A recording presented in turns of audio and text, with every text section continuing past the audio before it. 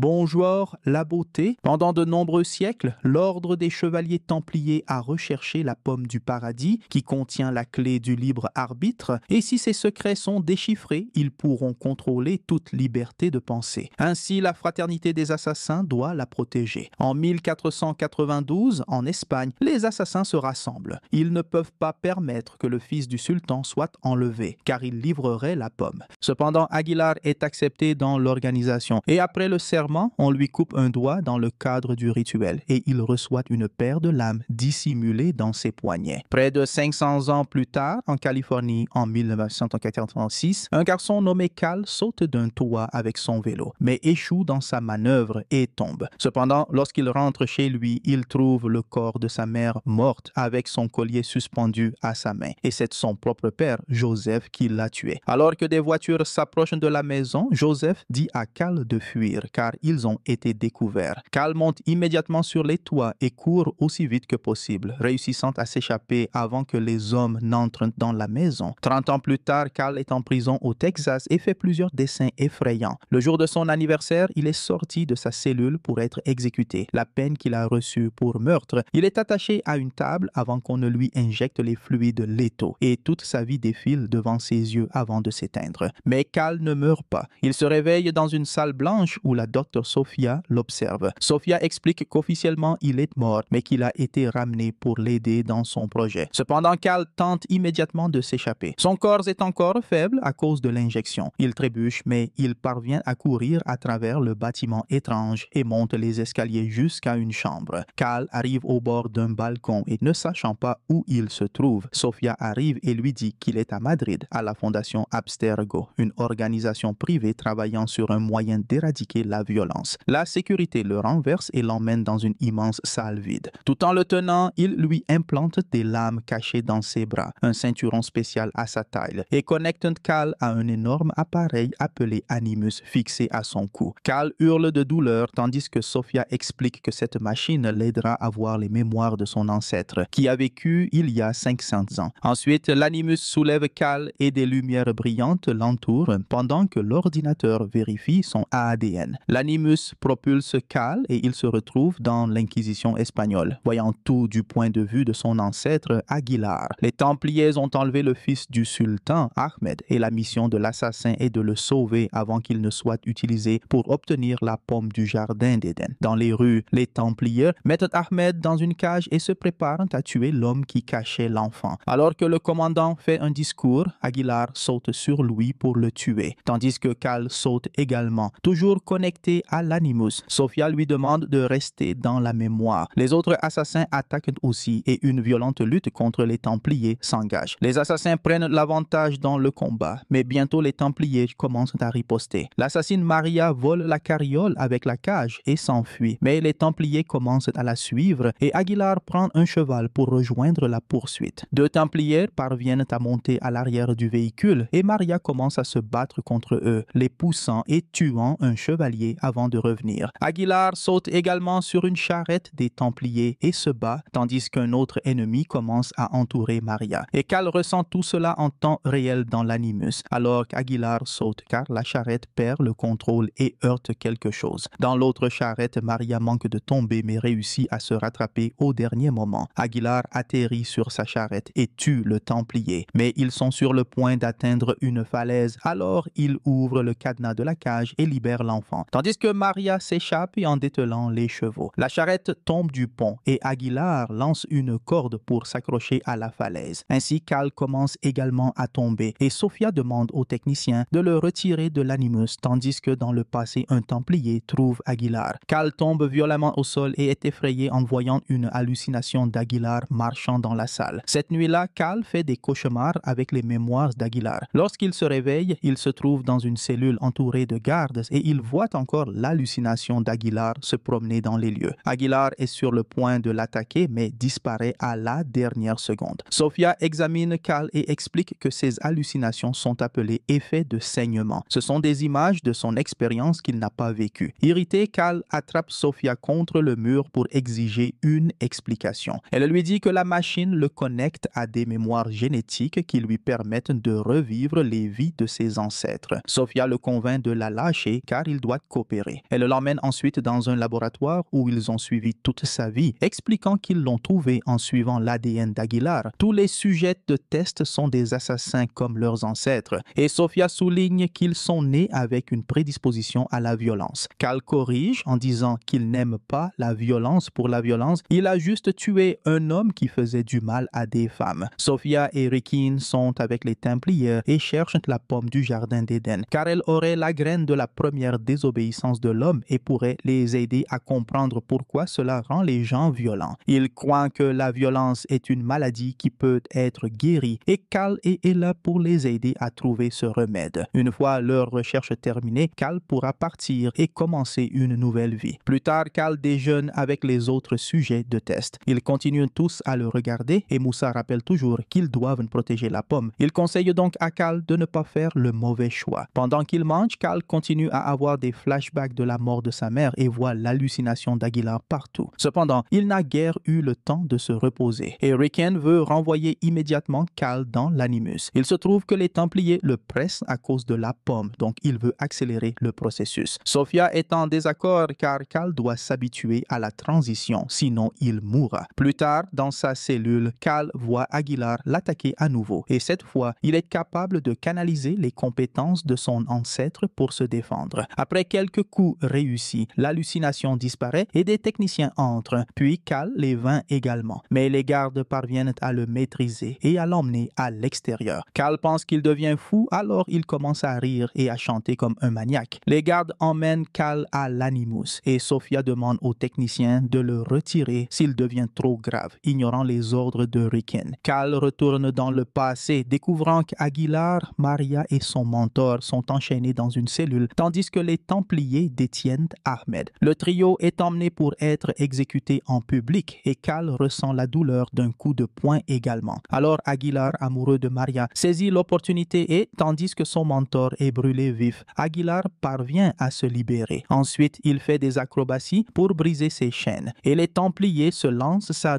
à sa poursuite. Dans le combat, il vole une épée et libère également Maria. Cal voit des hallucinations des Templiers attaquant dans le présent et reproduit tous les mouvements d'Aguilar. Et Sofia remarque qu'ils sont en synchronisation. Travaillant ensemble, Aguilar et Maria vainquent chaque garde qui s'approche et Aguilar sauve Maria avant qu'elle ne soit également brûlée. Il trompe le bourreau pour faire en sorte que sa hache brise les chaînes de Maria, puis l'utilise pour le tuer. Ensuite, il brise les tonneaux et l'huile se répand, atteignant les flammes de l'exécution et provoquant une explosion qui leur permet de s'échapper, tandis que tout le monde panique. Les Templiers commencent à poursuivre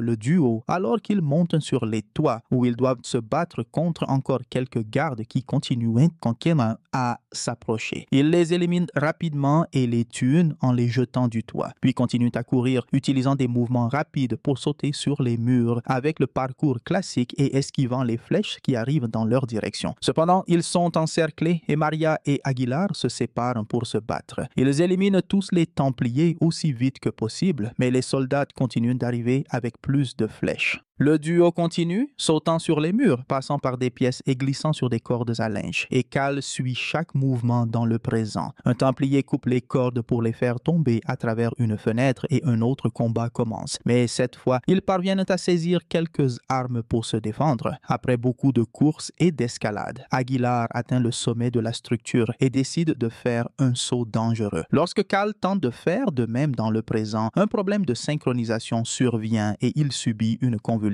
L'équipe médicale se précipite pour l'aider et Cal est immergé dans une piscine pour se rétablir. Cal se rend compte qu'il ne peut pas sentir ses jambes, mais Sofia explique que c'est temporaire. Elle souligne également que s'il entre dans l'animus de son propre gré, il ne souffrira pas de ces problèmes. Ensuite, Cal est placé dans un fauteuil roulant et Sofia révèle que Rikin a récupéré le collier de la mère de Cal. Et lorsque Cal commence à ressentir ses jambes à nouveau, il commence à pratiquer les mouvements d'Aguilar. Craignant que Cal devienne trop puissant puissant, Rickon lui rend visite pour lui expliquer les conséquences de ne pas coopérer avec le projet. Cal est emmené pour voir les sujets de test qui ne se sont pas connectés volontairement à l'Animus et qui sont maintenant malades ou mentalement instables. Rickon révèle également qu'il possède la lame que le père de Cal a utilisée pour tuer sa mère, en disant que Joseph est également là et en laissant la lame à Cal pour tenter de le manipuler. Voulant sa vengeance, Cal prend la lame et cherche son père. Cal le menace avec la lame en exigeant des réponses. Et Joseph explique que la mère de Cal lui avait demandé de la tuer pour éviter d'être connecté à l'Animus et pour protéger les assassins. Joseph aurait dû tuer Cal aussi, mais il n'a pas pu blesser son fils. Cal lui demande d'accomplir sa mission. Mais Joseph refuse, disant à Cal de chercher sa vengeance s'il le souhaite, mais de ne pas revenir à la machine car les Templiers veulent la pomme pour contrôler le monde. Au lieu de le tuer, Cal remet à Joseph le collier et la lame avant de partir. Et sur le chemin du retour, les autres sujets de test renversent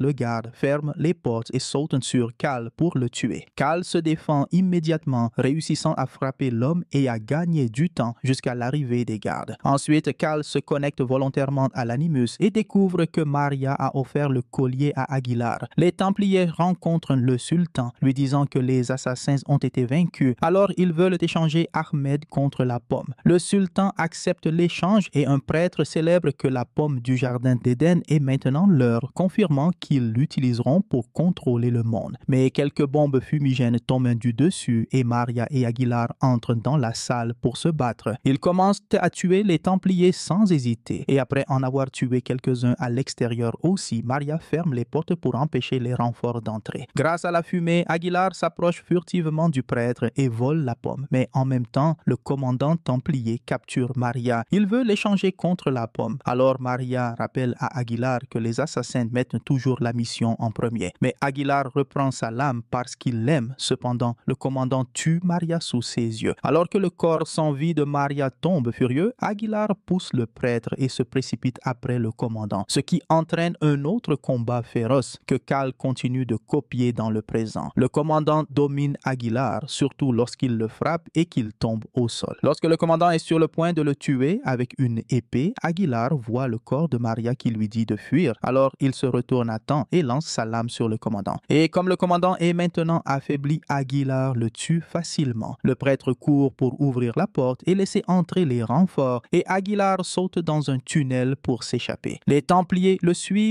et il commence à se battre tout en continuant à courir et à sauter sur les murs. Après avoir tué quelques soldats, Aguilar vole une torche et commence un incendie au milieu du tunnel pour bloquer l'ennemi. Il réussit à atteindre l'entrée et sort sur un pont, mais il est encerclé. Mais il ne veut pas abandonner, il effectue un autre saut et tombe dans l'eau. Dans le présent, Cal saute également et l'Animus se casse, mais cette fois, Cal va bien. Les mémoires continuent d'apparaître autour de lui et il voit Aguilar remettre la pomme à Christophe Colomb pour la cacher. Pendant ce temps, Moussa vole des bombes fumigènes anciennes dans le laboratoire et les active dans la salle commune, tandis que les autres commencent à frapper les gardes. Ils avancent dans les couloirs et les laboratoires, battant les gardes. En même temps, Cal est entouré par les fantômes des assassins, y compris Aguilar, Joseph et sa mère, qui lui dit qu'il n'est pas seul. Les techniciens confirment qu'il ne s'agit pas d'une mémoire. Et Rickon dit à Sophia qu'ils partent pour que l'équipe puisse éliminer les installations. Sophia ne veut pas partir car elle voit une assassine qui lui ressemble. Mais les hommes de Rickon la traînent dehors. Les gardes poursuivent chaque sujet et Joseph tente de se défendre, mais il est tué. Cal voit sa mère qui confirme que les Templiers sont mauvais, ce qui fait que Cal accepte enfin son destin d'assassin dans le présent. Les fantômes disparaissent et Cal rejoint les autres pour lutter contre les gardes. Le groupe vole plusieurs armes anciennes des assassins dans les laboratoires et ouvre la dernière porte pour laisser entrer les gardes, déclenchant une lutte féroce et Rickon s'échappe avec Sophia en hélicoptère. Un des chefs des assassins est tué dans le combat, mais tous les autres se synchronisent parfaitement avec leurs ancêtres et utilisent habilement leurs compétences pour vaincre tous les ennemis. Cal voit l'hélicoptère s'envoler et monte dans l'Animus pour atteindre le toit, mais il n'est pas assez rapide. Rickon se rend alors au tombeau de Colomb et récupère la pomme, emportant toute la gloire, même si c'est Sophia qui a conçu tout le projet. La nuit, les Templiers se réunissent pour célébrer leur victoire, sans savoir que les nouveaux assassins s'infiltrent dans le bâtiment. Alors que Rickon monte sur la scène principale pour prononcer un discours, Sophia voit Cal arriver par la porte principale. Mais elle ne prévient personne car elle réalise enfin que Rickon l'a utilisée et ne veut pas la paix. Sur scène, Rickon retire la pomme du jardin d'Éden pour la montrer. Alors que la pomme commence à briller, Cal apparaît derrière Rickon et le tue. Les gens s'enfuient dans la panique et les assassins saisissent